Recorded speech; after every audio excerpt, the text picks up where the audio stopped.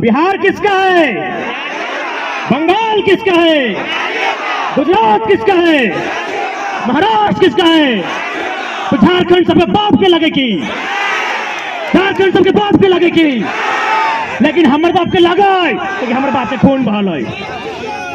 हम शहीद का बेटा है, मेरा बाप तो झारखंड है। कोई यहाँ पैदा होगा उसे झारखंडी मान लिया जाए, क्या ये संवैधानिक है?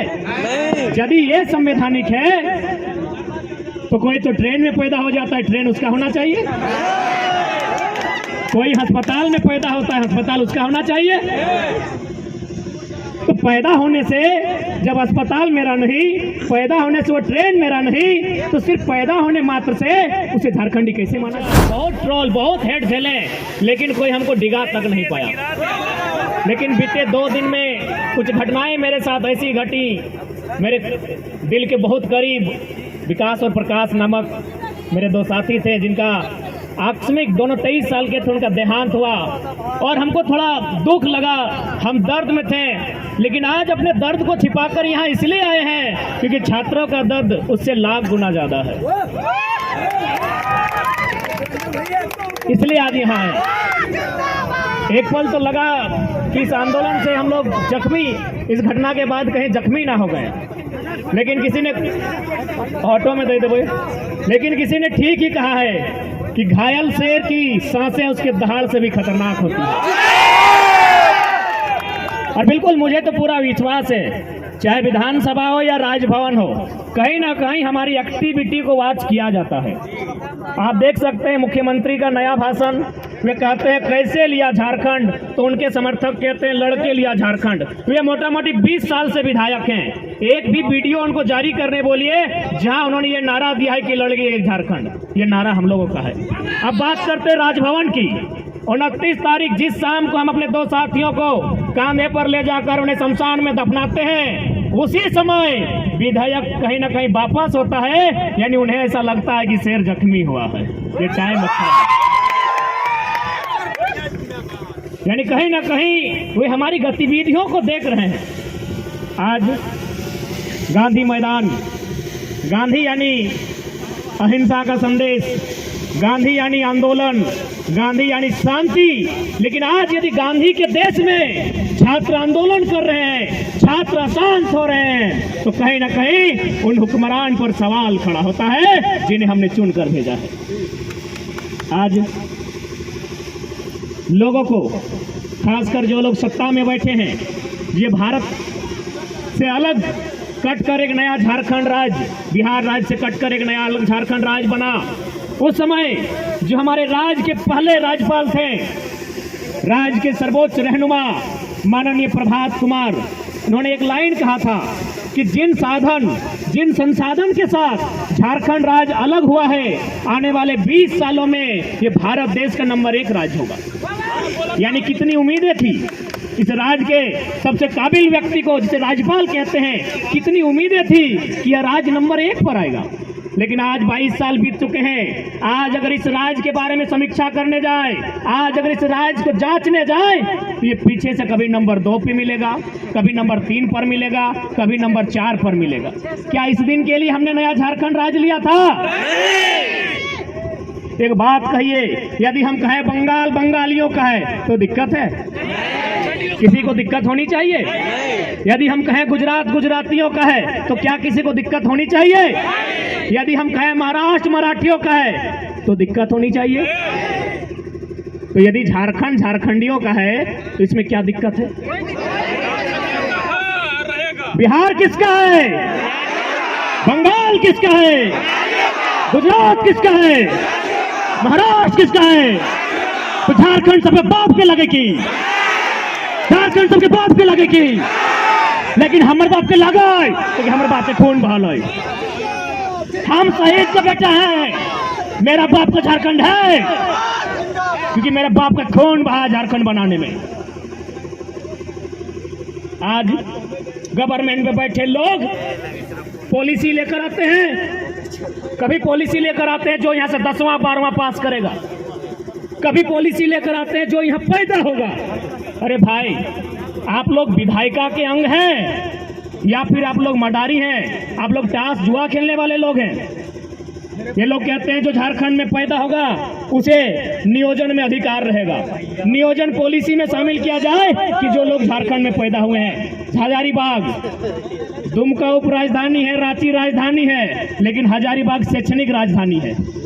तो शैक्षणिक राजधानी में उपस्थित, झारखंड की शैक्षणिक राजधानी में उपस्थित नौजवानों, क्या इससे पहले की भी सरकार की बात करते हैं, उनकी जो नीति थी कि जो यहाँ जन्म लेगा उसे झारखंडी में नियोजन का अधिकार मिलेगा, क्या किसी भी तरह से संवैधानिक और नियमता है कि कोई यहाँ पैदा होगा उसे झारखंडी मान लिया जाए? क्या ये संवैधानिक है? यदि ये संवैधानिक है तो कोई तो ट्रेन में पैदा हो जाता है, ट्रेन उसका होना चाहिए। कोई अस्पताल में पैदा होता है, अस्पताल उसका होना चाहिए। तो पैदा होने से जब अस्पताल मेरा नहीं, पैदा होने से वो ट्रेन मेरा नहीं, तो सिर्फ पैदा होने मात्र से उसे झारखंडी कैसे माना जाए?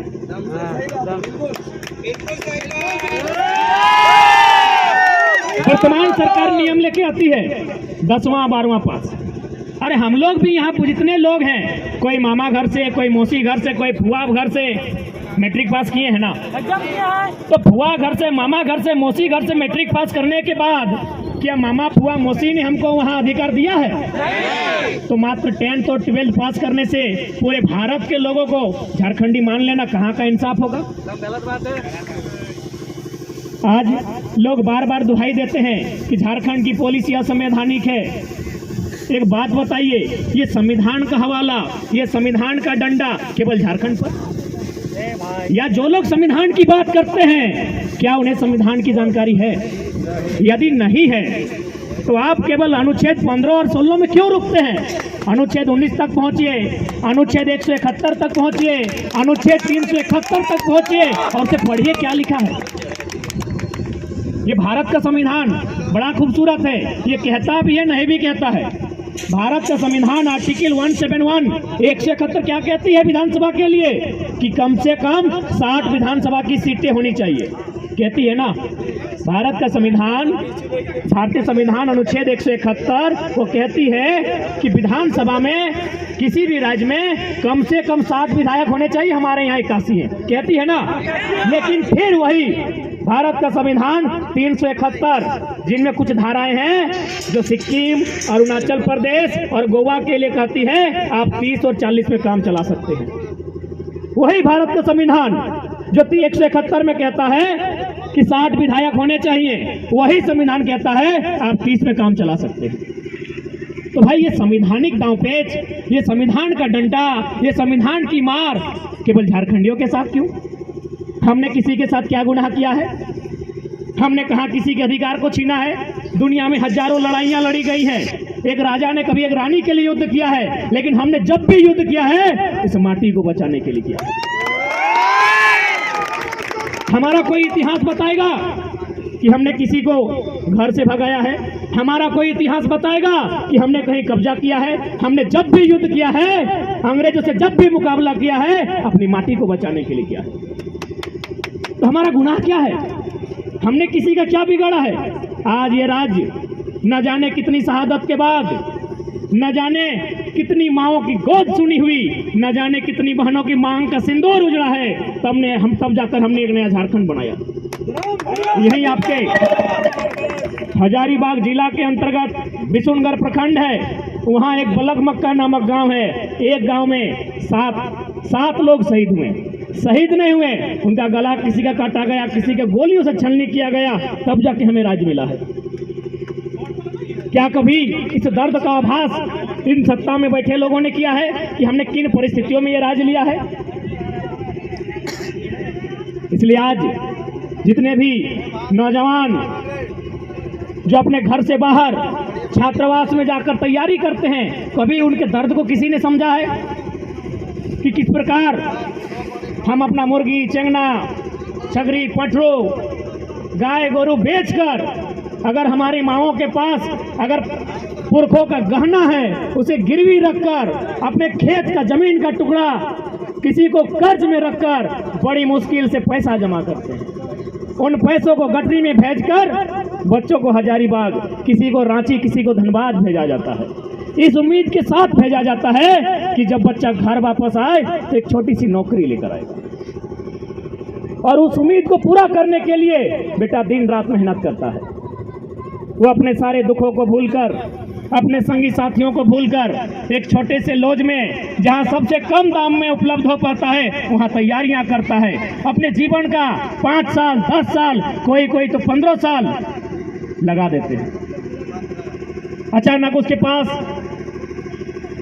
विधानसभा से लिखित चिट्ठी जारी होता है कि आपकी सारी परीक्षाएं रद्द कर दी जाती है। क्या कभी ने सोचकर देखा है उसके साथ क्या बीतता है? लोग आश्वासन देते हैं कि उम्र की सीमा बढ़ा देंगे। एक बात बताइए, जो लोग थोड़ा सा टेक्निकल एग्जाम की तैयारी करते हैं वे लोग अगर उम्र की सीमा बढ़ा दी जाए तो सक्षम है, लेकिन जो लोग डिफेंस की तैयारी करते हैं उम्र की सीमा बढ़ाकर उन्हें घोड़ा बना देंगे क्या? आज होमगार्ड का मामला हजारीबाग में पेंडिंग है, आज होमगार्ड का मामला धनबाद में पेंडिंग है, वो 2017 की बहाली है। आज यदि आप उनको कह भी देते हैं कि हम आपकी उम्र की सीमा को बढ़ा देते हैं, क्या उन्हें फिर से 5 फीट का हाई जंप करवा सकते हैं? क्या उनसे आप 16 फीट का लॉन्ग जंप करवा सकते हैं? क्या उनसे आप 5 मिनट में 1600 मीटर दौड़वा सकते हैं? तो वास्तव में इनके पास विजन नहीं है, इनके पास मिशन नहीं है, ना इनके पास दूरदर्शी सोच है। इसलिए आज झारखंड के तमाम नौजवानों को, पढ़ने वाले छात्रों को आज एक जगह आकर इस आंदोलन को भागीदारी देना होगा और प्रयास करना होगा। इतना जोरदार हमला हो सरकार पर, या तो सरकार बैकफुट पर जाए या 24 में सरकार कहीं ना रहे।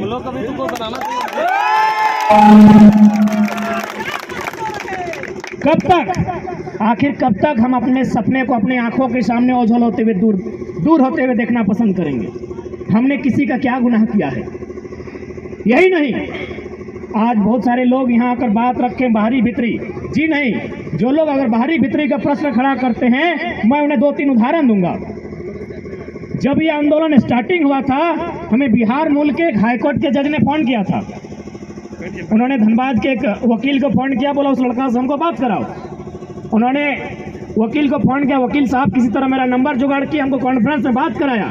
हाईकोर्ट जो कि बिहार मूल के हैं, उन्होंने स्पष्ट कहा कि हम आपकी इस भाषा की लड़ाई में बिल्कुल आपके साथ हैं, क्योंकि यदि सभी लोग यूपी, बिहार, बंगाल, उड़ीसा के लोग अगर भाईचारा के नाम पर झारखंड में कब्जा कर लेंगे तो झारखंड बना ही क्यों था? ये कथन मेरा नहीं है, बिहार मूल के एक हाईकोर्ट के जज का है, जिन्होंने मुझे लगभग फरवरी महीना में फोन किया था मानव श्रृंखला के बाद। बोला बिल्कुल आपका जो भी लॉजिक आप रखते हैं बिल्कुल सत्य रखते हैं। झारखंड के लोग जिस समय खेतों में, खलिहानों में, जंगलों में, भीड़ों में रहते थे, बिहार में नालंदा विश्वविद्यालय था। आप एजुकेशन को लेकर उनका मुकाबला कैसे कर सकते हैं? वहाँ विक्रमशिला विश्वविद्यालय था। आप उनके एक ही शिक्षा के स्तर में दोनों को बैठा दिया जाए, आप मुकाबला नहीं कर सकते हैं। और तो आपकी लड़ाई बिल्कुल संवैधानिक है। एक हरियाणा के जाट नेता का फोन आया जो किसान आंदोलन में सक्रिय थे। उन्होंने भी कहा कि यदि जो लोग झारखंड के दर्द को नहीं समझ रहे हैं और जो लोग इसे बाहरी भीतरी का नाम दे रहे हैं, उनसे एक ही सवाल किया जाए कि पूरा इंडिया एक रहता, कश्मीर से कन्याकुमारी तक हिंदुस्तान एक, गुजरात से अरुणाचल प्रदेश तक पूरा इंडिया एक रहता, और यदि बंगाल के किसी अभ्यर्थी को केरल में मास्टर बना दिया जाता, क्या हैंडलिंग कर पाते हैं? गुजरात के किसी अधिकारी को नागालैंड में इंस्पेक्टर बना दिया जाता, क्या विधि व्यवस्था कंट्रोल कर पाते? तो इस बात को अगर आप समझते हैं तो इस बात को भी समझना होगा, झारखंड की लड़ाई सही है।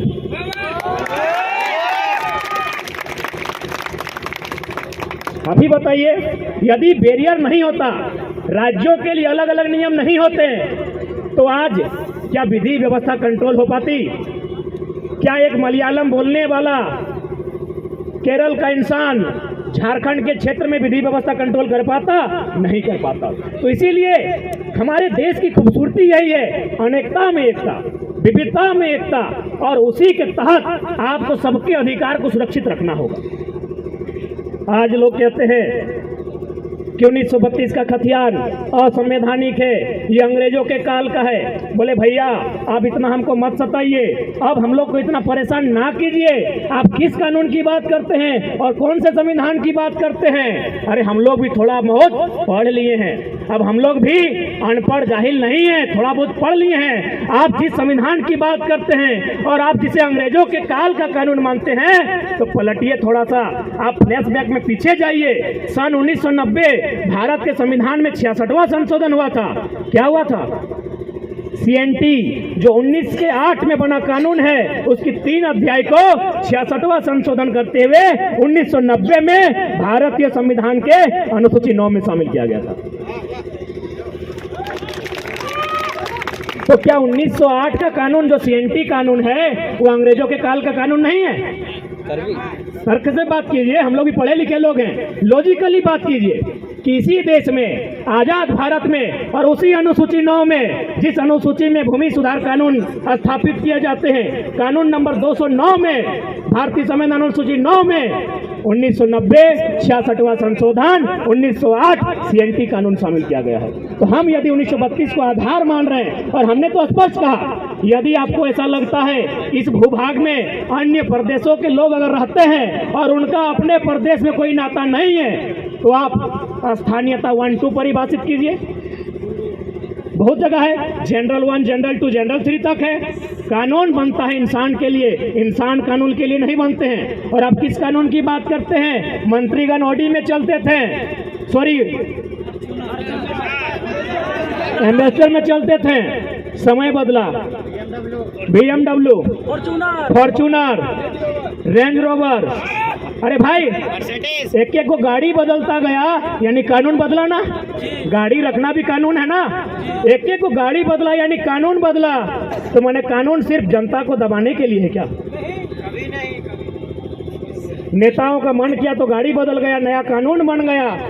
उनको मन किया तो 70 लाख का क्रिकेट का मैच खेल लिए, उनको मन किया तो अपनी अर्धांगिनी और आधी अर्धांगिनी के साथ लतरा तो डैम चल गए।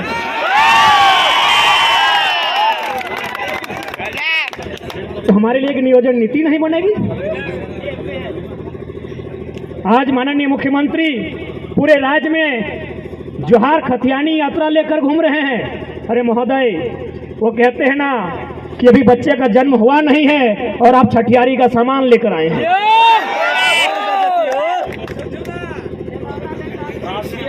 इसीलिए किसी ने खूब कहा है कि जनता भूख प्यास से त्रस्त है और राजा साहब सुरा सुंदरी में मस्त है। हमारे छात्र, पढ़ने वाले छात्र, आप गांव में जाइए। मेरे ही गांव से 15-16 स्टूडेंट धनबाद तैयारी के लिए जाते थे। जब से वैकेंसियां रद्द हुई है, उनकी संख्या सीधा 2-3 हो गई। हम लोग पूछे कि क्या कारण है, तो बोला था कैसे हिम्मत करें, जीवन का 5 साल, 6 साल, 7 साल जाता है। अरे समय जाता है तो अलग विषय है, बाप की आधी पूंजी चली जाती है, माँ की आंखों की रोशनी चली जाती है, छोटे भाई का सपना टूट जाता है। तो क्या करें? आखिर पढ़ना भी तो इसीलिए चाहते हैं कि एक नौकरी करें, और नौकरी भी तो इसीलिए करना चाहते हैं कि छोटी सी कमाई हो जाए। तो हम 5 साल अपना बर्बाद करने के बाद अपने बाप की आधी पूंजी बेकार करने से अच्छा है हम खेतों में हाथ बटाएं। पैसा कमाने से तो मतलब है। तो इसीलिए भैया हम सोच रहे हैं इस बार निरन महीना में खेती करेंगे, धान के बाद गेहूं लगाएंगे, लेकिन अब कंपटीशन की तैयारी नहीं करेंगे। सोचिए कितना दर्द, सोच के देखिए कितने दुख में है हमारे छात्र। बस एक पॉलिसी नहीं बना है। ये कैसा राज्य है? आज अगर इस राज्य में एक पॉलिसी नहीं बनी है तो सवाल खड़ा होता है इस राज्य के तमाम IAS पर, क्योंकि IAS का काम होता है पॉलिसी बनाना।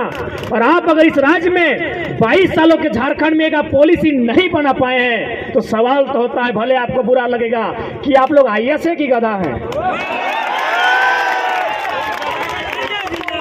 भले बुरा लगेगा, लेकिन क्या करें, हम मजबूर हैं। हम टूटे हुए लोग, हम लोग जख्म खाए हुए लोग, अपने आंखों के सामने सपने को टूटते हुए देखने वाले लोग, आज मजबूरी में हमें इन शब्दों का प्रयोग करना पड़ रहा है कि आप IAS बन के आए हैं या आप लोग कोयला बालू चोरी करने आए हैं। एक नीति नहीं बन पाती है। और बार बार आप दुहाई देते हैं झारखंड के लिए, क्यों अन्य राज्य नहीं है? कर्नाटक में भी, कर्नाटक भी राज्य है, वहां 7% रिजर्वेशन है 3rd और 4th में। तेलंगाना 371D के अनुसार राज्य की तमाम नौकरियां, जिस प्रकार हमारा यहाँ जेपीएससी 3rd और 4th छोड़ दीजिए, उसके अलावा जो राज्य स्तर के अधिकारी बनने की नौकरियां हैं तेलंगाना में वो भी रिजर्व है। तो संविधान की आंखें केवल झारखंड के सामने आकर फट के क्यों रह जाती हैं? संविधान का तो मतलब होता है समजोड़ विधान, सम यानी समानता, विधान यानी नियम, यानी समानता का नियम सबके लिए हो। तो यदि झारखंड के युवा अगर अपने लिए नियम मांग रहे हैं, अपने पक्ष में अगर विधि बनाने की बात कर रहे हैं, नियोजन नीति बनाने की बात कर रहे हैं, तो कौन सा गुनाह कर रहे हैं? और ये हम तो नहीं कह रहे हैं, इस देश के पूर्व CJI chief justice of India M Hidayatullah का एक स्टेटमेंट था कि यदि राज्य चाहे तो अन्य राज्य जो विकसित राज्य हैं उनके अभ्यर्थियों का इस राज्य में प्रवेश करने से नौकरियों में नियम बना सकते हैं। और हम स्वीकार करते हैं, चाहे बंगाल हो या बिहार हो, हमसे तेज है। बिहार सबसे ज्यादा IAS IPS देता है, बंगाल सबसे ज्यादा कंपनी कोलियरी में बाबू लोग देते हैं, हम स्वीकार करते हैं। अतः हमें अगर अधिकार मिलना चाहिए तो सबसे पहली बात नियोजन नीति में हमारी भाषाओं का बैरियर हो, हमारी भाषाओं की प्राथमिकता होनी चाहिए। लेकिन आज जो भी पॉलिसियां लेकर आ रहे हैं, आप देखिए, स्थानीय भाषा का बैरियर खत्म। यदि स्थानीय भाषा का बैरियर खत्म है, इसका मतलब वो वैकेंसी किसके लिए है? स्थानीय के लिए तो नहीं है। यदि स्थानीय भाषा का बैरियर है ही नहीं, तो वैकेंसी है किसके लिए? तो इन परिस्थितियों में यदि हम लोग आंदोलन के लिए बाध्य हैं, तो कहीं ना कहीं इसके रिस्पॉन्सिबल राज्य की सरकार है। मुख्यमंत्री विधानसभा के भीतर रोते हुए कहते हैं कि लड़का लोग हमको मूर्ख मंत्री बोलता है। बजट सत्र का अंतिम दिन मुख्यमंत्री वही जो उनका सेंटीमेंट होता है कि हम आदिवासी का बेटा है, जिस प्रकार आंसू बहाना जानते हैं, मगरमच्छ का आंसू, वो बहाते हुए बोलते हैं कि लोग हमको मूर्ख मंत्री बोलता है। तो हम लोग प्रेस कॉन्फ्रेंस में बोले कि भाई उन्हें मूर्ख मंत्री क्यों ना बोला जाए, वही उत्तर दें। हम लोग 6ठी क्लास में पढ़े हैं कि एक सांसद, एक विधायक किसी लाभ के पद पर नहीं हो सकता है। आप अपने नाम से पत्थर का, खादान का, माइंस का जो लीज कैसे ले लिए थे? हम तो कोई गलत और असंवैधानिक बात आपको नहीं बोले। हम लोग 6ठी क्लास में मौलिक अधिकार पढ़े हैं, 6ठी क्लास में संसद का, विधायक बनने का तरीका पढ़े हैं कि कौन विधायक बन सकता है, कौन संसद बन सकता है। वो साफ साफ लिखा है कि आप लाभ के पद पर नहीं हो सकते हैं। तो ये खादान का, लीज का जो कागजात है वो आपके नाम से कैसे आया? इसलिए आज इस राज्य के हुक्मरान को झारखंड के एजुकेशन हब हजारीबाग से, गांधी के देश में, गांधी के मैदान से उन्हें खुली चुनौती होगी कि आप समीक्षा करें, गहन चिंतन मंथन करें। आप क्या करें हमें मालूम नहीं है, आप विधानसभा के भीतर हैं, आप क्या करें हमको मालूम नहीं है। आप एक निर्धारित समय के भीतर नीति नियम बनाइए, और नहीं तो फिर सिंहासन खाली कीजिए, जनता आती है। यदि आप सामर्थ्य नहीं रखते हैं नीति बनाने का, तो आपको अधिकार नहीं है इस देश के, इस राज्य के नौजवानों के भविष्य खेलने का। आप हमें छोड़ दीजिए, देखते हैं हम लोग बना पाते हैं कि नहीं। इसलिए आज लोकतंत्र के चौथे स्तंभ के माध्यम से मीडिया बंधुगण आए हैं, उनके माध्यम से राज्य सरकार और राजभवन तक संदेश देना चाहेंगे कि यदि वास्तव में आप लोग संविधान का अनुपालन करते हैं, अनुसरण करते हैं, तो झारखंड बना किस उद्देश्य के साथ है, झारखंड का गठन क्यों किया गया है, उस उद्देश्य की पूर्ति के लिए, इस राज्य के हितार्थ के लिए, इस राज्य के युवाओं के लिए, सुरक्षार्थ के लिए नियोजन नीति और स्थानीय नीति 15 दिन के भीतर बनाइए। यदि आप नीति नहीं बनाते हैं तो अच्छा कहिए या बुरा कहिए, वैसे भी अब क्या फर्क पड़ता है। यदि आपकी रांची की विधानसभा में नीतियां नहीं बनेंगी तो सादे कागज में लिख के ले लीजिए, हम लोग 2024 में झुमरा की पहाड़ में सरकार बनाएंगे।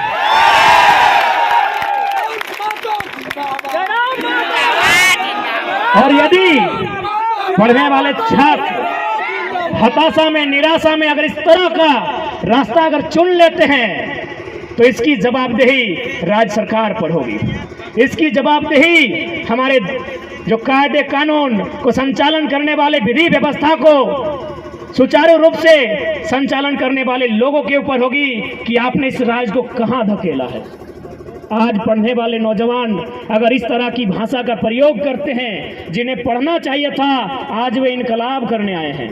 ये गांधी मैदान जो शांति प्रेम का संदेश देता है, जो युवाओं को प्रेम करने के लिए आकर्षित करता है, वो प्रेम करके छोड़ के इनकलाब कर रहे हैं। यानी स्पष्ट है यह राज्य बहुत बड़े संकट में है। इस संकट का निवारण आज हमें और आपको करना होगा। यदि आज हम लोग इस संकट का निवारण नहीं करते हैं तो आने वाले दिनों में इस राज्य में ऐसी ऐसी पॉलिसियां बनेंगी जिस राज्य से हमें बाहर कर दिया जाएगा। और ये कानून क्या उनका जिम्मा हमने लेके रखा है? आप देखिए, अब थोड़ा सा हम प्राइवेट सेक्टर में जाते हैं या फिर थोड़ा सा हम लोग खनन नीति पर जाते हैं। हमारे झारखंड राज्य में ECL, east coal limited, eastern coal limited, BCCL, Bharat coking coal limited और CCL यानी सेंट्रल कोल लिमिटेड है। कुल मिलाकर कोयला कोड़ने की 8 यूनिट हैं, जिनमें 3 यूनिट हमारे झारखंड में है।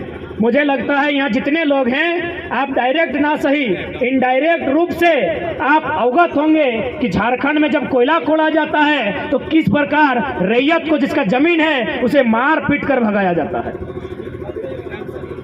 कोई ना कोई आपके रिश्ते नाते में होंगे। धनबाद, बोकारो, रामगढ़, पिपरवार के क्षेत्र में कोई ना कोई आपके भुक्तभोगी होंगे।